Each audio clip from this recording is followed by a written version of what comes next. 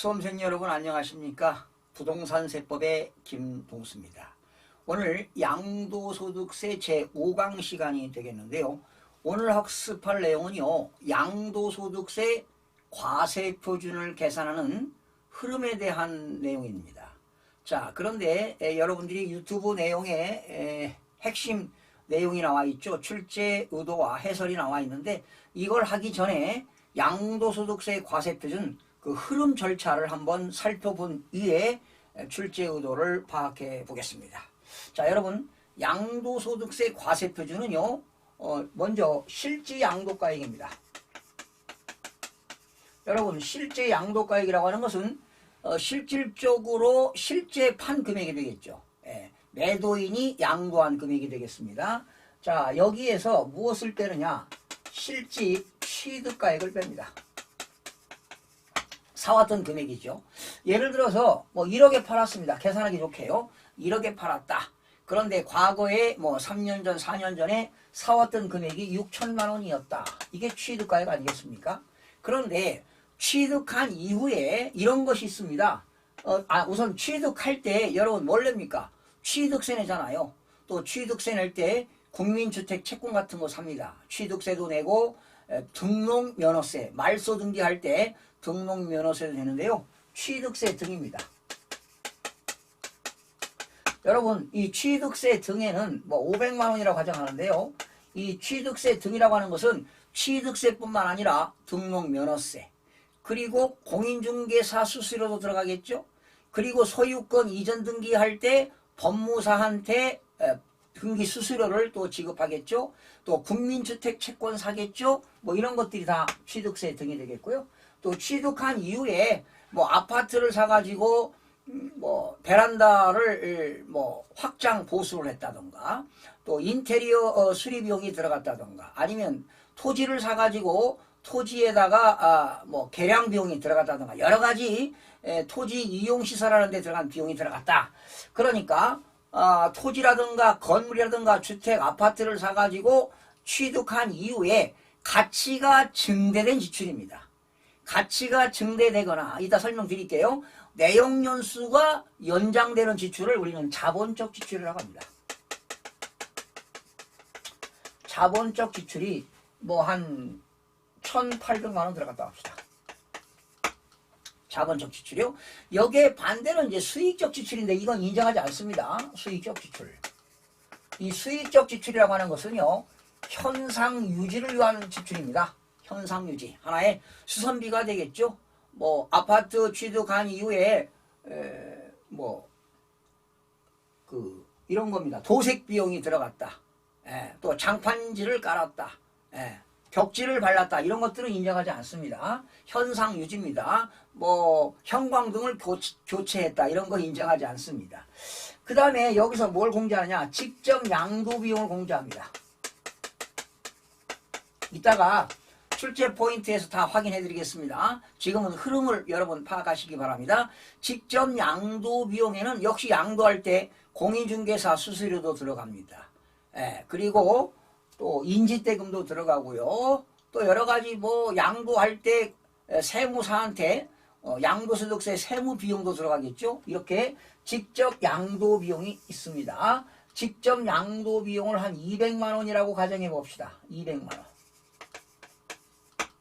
자, 그러면 실질 양도가액에서 취득가액 빼고, 취득세 등 빼고, 자본적 지출 빼고, 직접 양도 비용을 빼게 되면은 이게 바로 뭐냐? 양도 차익이 됩니다. 양도 차익이요. 사실은 이런 것들을 모두 다 필요경비라고 합니다. 취득가액, 자본적 지출, 직접 양도 비용, 이런 것들을 다 필요경비. 아니면 이 자본적 지출과 실무에서는요, 자본적 지출과 우리 이론에서는 이 몽땅 필요경비라고 하는데, 실무에서는 자본적 지출과 직접 양도 비용을 기타 필요경비 이런 말을 씁니다. 기타 필요경비라는 말을 씁니다. 그러면 이걸 빼면은 양도 차익이 1,500만 원 나옵니다. 여러분, 양도 차익이라고 하는 것은 양도해서 얻어지는 이익을 말합니다. 손해보고 팔았다 하면 양도 차손이 발생하겠죠. 자, 흐름만 먼저 파악하시고 출제 의도 다시 해드리겠습니다. 양도 차익에서 이걸 가지고 세금 내는 게 아니라 여기에서 토지라든가 건물이라든가 조합원 입주권을 3년 이상 보유했다면 혜택이 있습니다. 그게 바로 장기 보유 특별공제입니다. 장기간 보유한 사람은 특별히 공제해 줍니다. 여러분 만약에 이따 다시 설명드리겠어요. 장기 보유 특별공제는 토지라든가 건물을 3년 이상 보유해야 됩니다. 만약에 이게 토지라고 가정 한번 해볼까요? 그러면 3년에서 4년 이상 보유했다. 3년 이상 4년 미만 보유했다. 라면은 양도 차익에 6%를 공제합니다. 만약에 4년에서 5년이다. 8%입니다. 8%. 네. 8%요. 4년에서 5년 그러면 8%가 되겠고 또 5년에서 6년은 10%가 되겠고요. 기본 3년을 기준해서 6% 공제합니다. 6년에서 7년이면 12%. 그래서 15년 이상을 보유하게 되면 양도 차익의 최고 30%를 공제해 줍니다. 이따 다시 설명드릴게요. 그러면 만약에 이것을 토지가 3년에서 4년 미만 보유했다면 6%를 공제하니까요. 1,500만 원의 6%면 얼마입니까? 90만 원인가요? 6%. 90만 원이죠? 6%. 1,500만 원의 6%는 90만 원이 되겠습니다. 6%. 그렇죠? 60%가 900만 원이니까. 자, 그러면 양도차익에서 장기보유 특별공제를 빼게 되면 뭐가 나오냐? 양도소득금액이 나옵니다. 양도소득금액은 1,410만 원이 되겠죠. 1,410만 원이 됩니다. 이때 양도소득금액에서 무엇을 공제하느냐? 양도소득 기본공제를 빼줍니다. 양도소득 기본공제요. 양도소득 기본공제는 누구나 1년에 250만 원을 공제해 줍니다. 양도소득 기본공제는 누구나 1년에 250만 원을 공제합니다. 그러면 양도소득 금액에서 양도소득 기본공제를 차감하게 되면 여기서 뭐가 나오느냐? 양도소득 과세 표준이 나옵니다. 양도소득 과세 표준. 얼마입니까? 1,410만 원에서 250만 원 빼니까 1,160만 원이 양도소득 과세 표준이 나옵니다. 네, 양도소득 과세 표준이요. 그러니까 양도소득 과세 표준은 3단계입니다. 1단계는 양도차익을 구합니다. 양도차익에서 장기보유 특별공제를 빼게 되면 2단계는 양도소득금액이 나옵니다. 자, 양도소득금액에서 양도소득 기본공제를 차감하게 되면 양도소득 과세 표준이 나옵니다. 여러분 이거는 여러분들이 머릿속에 기억하셔야 돼요. 네, 다시요. 실지 양도가액에서 취득가액 빼고 취득세 등 빼고 자본적 지출 빼고 직접 양도 비용을 빼면은 양도 차익이 나옵니다. 1단계가 양도 차익입니다. 양도 차익에서 장기 보유 특별공제를 차감하면 2단계는 양도소득 금액이 나옵니다. 양도소득 금액에서 양도소득 기본공제를 차감하면 양도소득 과세 표준이 나옵니다. 이때 양도소득 기본공제는 누구나 1년에 연 250만 원을 기본적으로 공제하게 됩니다. 자, 그러면 양도소득 과세 표준에다가 세율을 곱하게 되면은 산출세액이 나옵니다.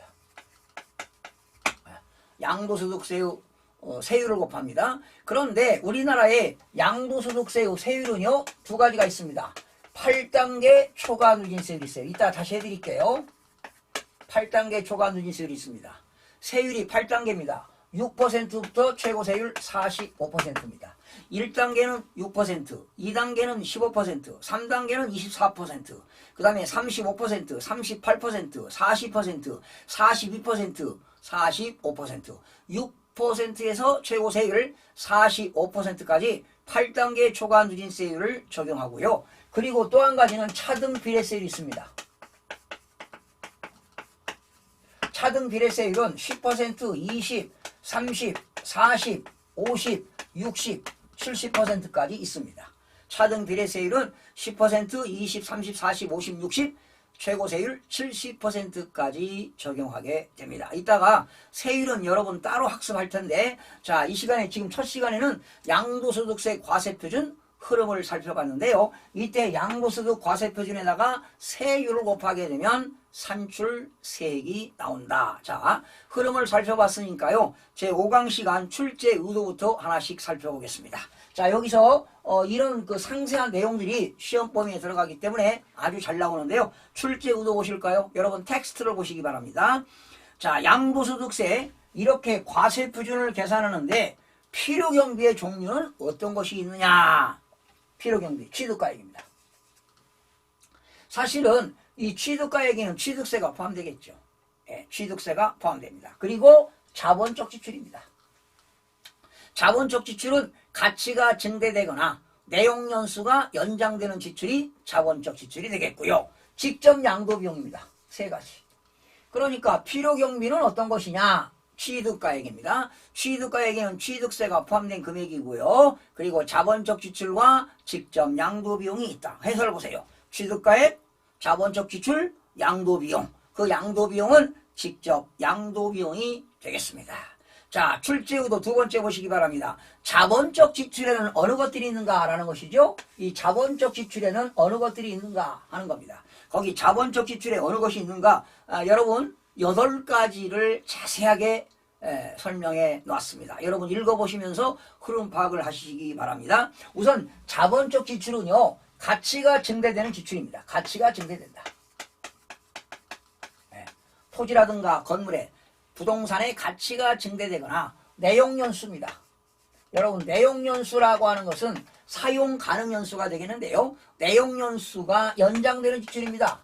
내용연수가 연장되는 지출이 자본적 지출이 되겠습니다. 자, 그러면 자본적 지출 8가지가 있는데 첫 번째입니다. 양도자산을 취득한 이후에 소송이 걸렸어요. 쟁송이 있는 경우에 그 소유권을 확보하기 위하여 소송비용이라든가 화해비용이 들어갔다면, 이것도 소송비용하고 화해비용 들어가면 원고 피고 간에 서로 화해비용, 그 변호사가 화해해가 시켜가지고 화해비용 들어가거나, 또 소송비용을 원고가 부담하는 경우도 있고 피고가 부담하는 경우도 있잖아요. 이러한 비용이 들어갔다면 이것도 자본적 지출에 들어갑니다. 그런데 소송비용과 화해비용 등의 금액으로서 지출한 연도의 각 소득금의 계산에 있어서 필요경비에 산입된 것은 제외된다라는 겁니다.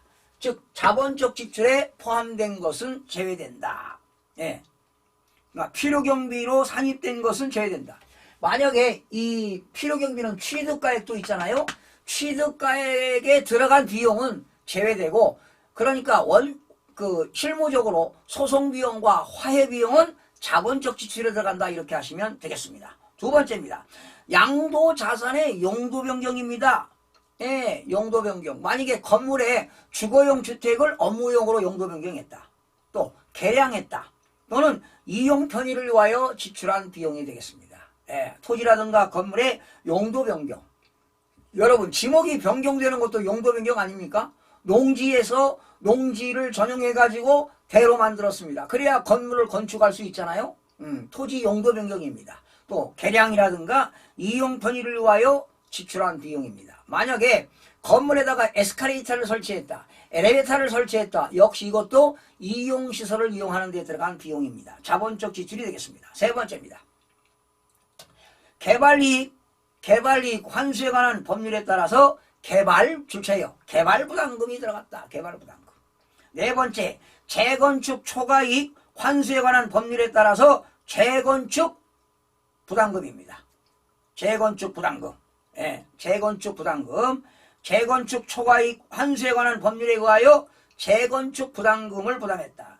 개발 부담금 납부 의무자와 양도자가 서로 다른 경우에는 양도자에게 사실상 배부될 개발 부담금 상당액을 말한다. 즉 재건축 초과이익 환수에 관한 법률에 의해서 추가로 재건축 부담금을 부담했다면 이것도 자본적 지출에 들어갑니다. 다섯 번째입니다. 토지를 이용하는 데 있어서 편의를 위하여 지출한 장애 철거 비용입니다. 토지 위에 무슨 장애물이 있어서 장애물을 철거하는 데 들어간 비용도 역시 자본적 지출이 되겠고요. 토지, 만약에 여러분 토지에다가 테니스장을 만든다. 그러면 땅을 평평하게 고르는 비용을 정지비용이라고 합니다. 정지비용. 토지를 정지작업한다고 하잖아요. 토지를 평평하게 고르는 비용을 정지비용이라고 하는데 역시 이것도 자본적 지출에 들어갑니다. 6번째입니다. 토지 이용 편의를 위하여 토지에다가 도로를 만들었습니다.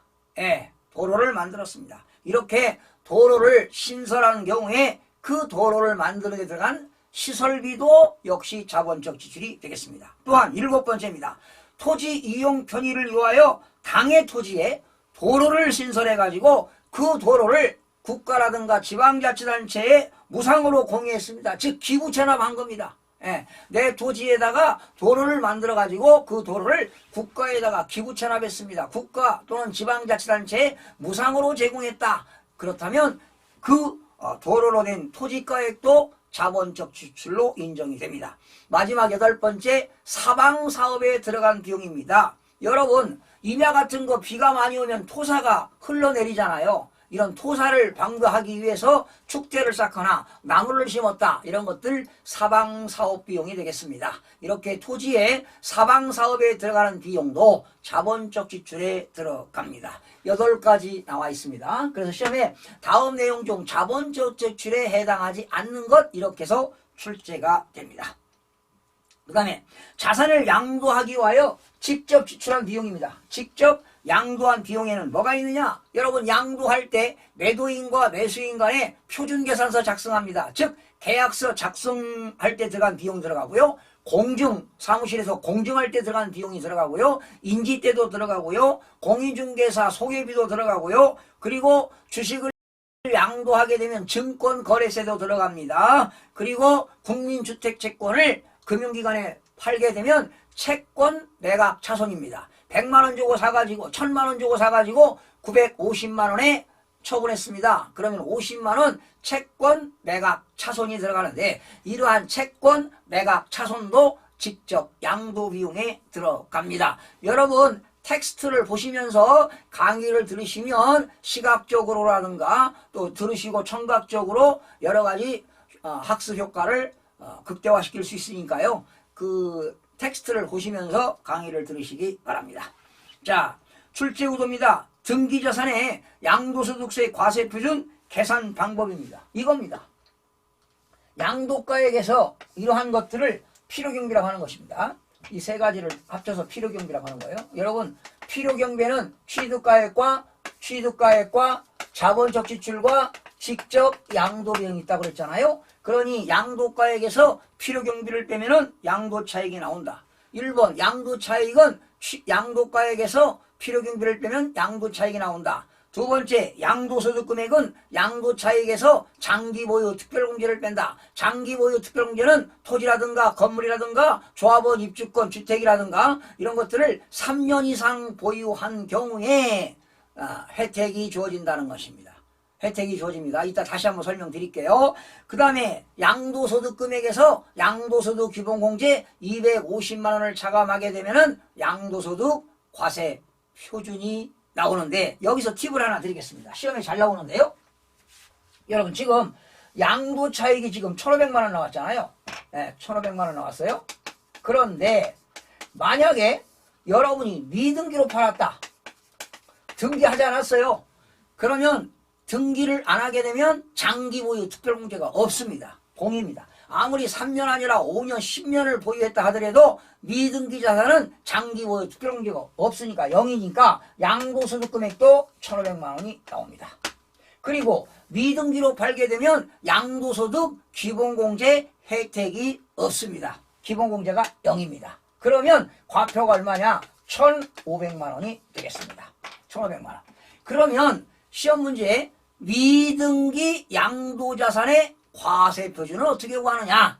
바로 양도가액에서 필요경비를 뺀 금액, 그 양도차익이 양도소득세 과세표준이 된다는 겁니다. 다시요. 미등기자산의 양도소득 과세표준은 양도차익이 과표가 되니까 양도가액에서 필요경비를 뺀 금액이 과세표준이다. 왜? 미등기는 장기 보유 특별공제도 혜택이 없으니까 0이 되겠고, 양도소득 기본공제도 혜택이 없으니까 0이니까 양도차익이 바로 과세표준이 되는 겁니다. 그럼 시험 지문입니다. 미등기 자산의 양도소득 과세표준은 양도차익 금액이 된다. 맞죠? 양도차익 금액이 양도소득세 과세표준이 된다는 내용이 되겠습니다. 거기 나왔네요. 출제의도 미등기 양도자산의 양도소득 과세표준 계산은 어떻게 되느냐. 양도가액에서요 필요경비를 빼게 되면 그 양도차익인데 그 양도차익이 바로 양도소득세 과세표준이 된다는 내용이 되겠습니다. 자, 다음 출제의도가 되겠습니다. 양도소득세 계산할 때 장기보유 특별공제에는 어떤 자산에 대하여 적용하는가. 여러분, 이 장기보유 특별공제는 어떤 자산에 대해서 적용하는가 나왔습니다. 예.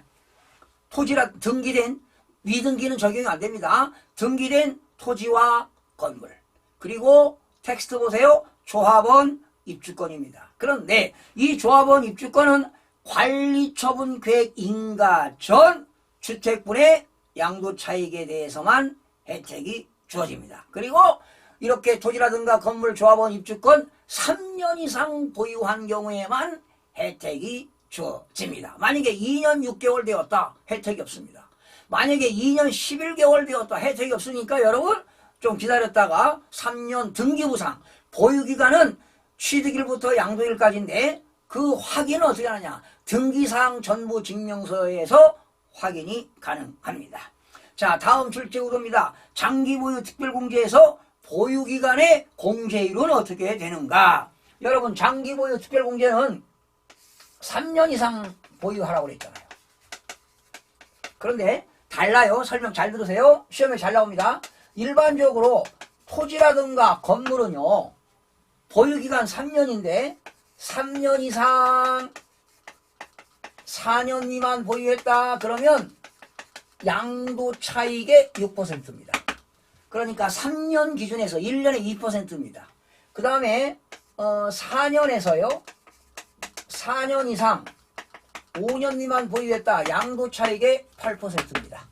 그리고 5년에서 6년일 때는 10%가 되겠고요.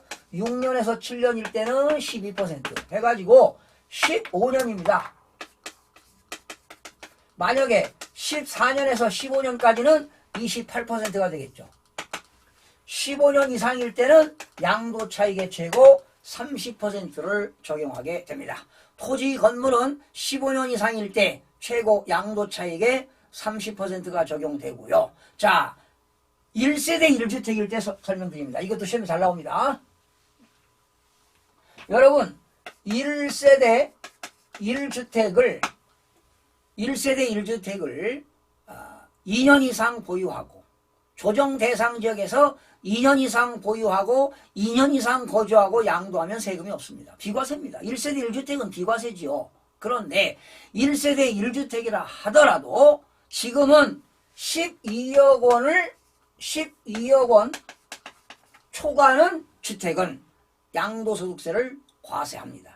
1세대 1주택이라 하더라도 양도가액이 12억 원을 초과하면 양도소득세가 과세가 되는데, 그러면 1세대 1주택입니다. 이때 1세대 1주택은 보유기간과 거주기간에 따라서 장기보유 특별공제 혜택이 달라집니다. 그러면 보유기간은 3년에서 4년일 때는 양도차익의 12%입니다.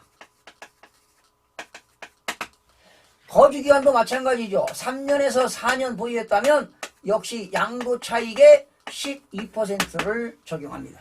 그럼 만약에 여러분이 3년에서 4년 동안 보유도 하고 거주했다면 24%를 공제하게 됩니다. 자, 그러면 보유기간 4년에서 5년일 때는 1년에 4%니까 16% 공제합니다.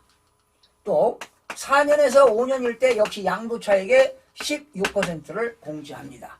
그래서 1세대 1주택은 만약에 9년에서 10년이다. 그러면 얼마입니까? 9년 36%입니다. 또 9년에서 10년이다. 4구 36%입니다. 그런데 10년 이상을 보유했다.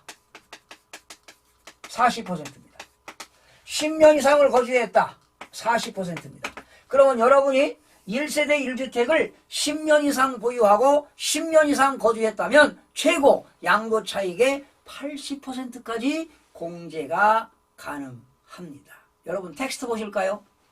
3년 이상 보유한 기간에 따라서 차등 공제된다. 장기 보유 특별공제는 양도차익에서 일정 비율을 곱하여 공제하되 3년에서 4년 미만은 6%를 공제하고 4년 이상 5년일 때는 8%를 공제하고 15년 이상일 때는 토지건물 30%를 공제한다. 다만 나왔지요.